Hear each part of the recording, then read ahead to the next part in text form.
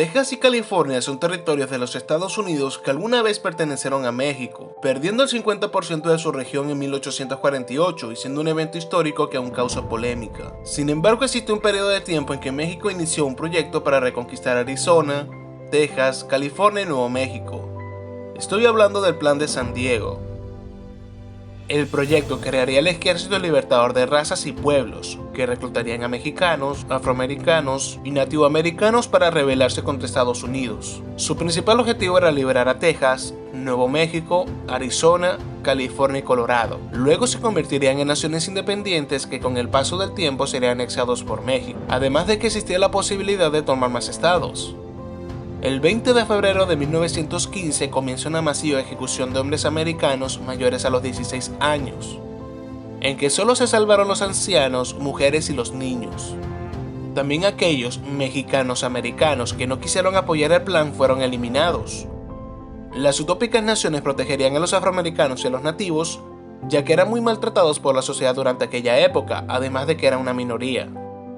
La estrategia fue escrita en San Diego, Texas, pero se firmó en una celda en Monterrey, y no se sabe quiénes la firmaron. Se tenía pensado liberar a Texas para convertirse en una base en que después iniciaría una revolución para tomar el suroeste de los Estados Unidos. Para el 11 de julio del mismo año, en el campo de baile Magnolia, en Brownsville, falleció el diputado tejano Pablo Falcón por unos asaltantes, además de que cada vez más aumentaban las redadas y la inestabilidad en la región.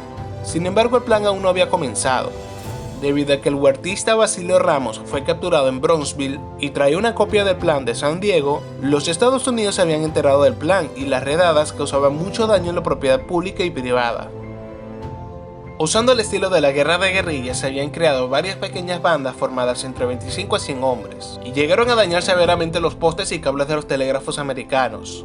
Además de que anteriormente habían disparado frente a los rehenes cerca del Valle del Río Grande, y gracias al apoyo del gobierno mexicano, fue crucial esta gran ofensiva cuando se anunció el plan, y llegaron a suministrar a la mitad de los hombres en sus misiones de guerrillas, y los periódicos mexicanos usaron esto como propaganda en las ciudades fronterizas, en que exageraban sobre el progreso de las redadas haciéndolos ver como un gran éxito. Esto causó un gran miedo general en los tejanos blancos, que eran tomados por los rebeldes, y el gobierno estadounidense envió tropas federales y los Rangers de Texas para luchar contra ellos.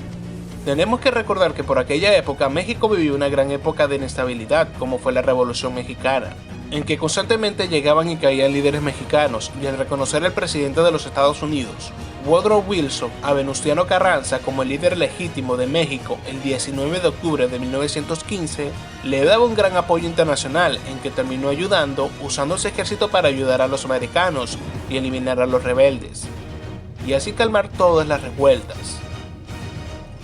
Debido a esto, los estadounidenses se volvieron muy hostiles y desconfiados contra los mexicanos americanos después de las redadas, al punto en que varios fueron linchados y ejecutados por los Texas Rangers, la policía y los civiles tejanos.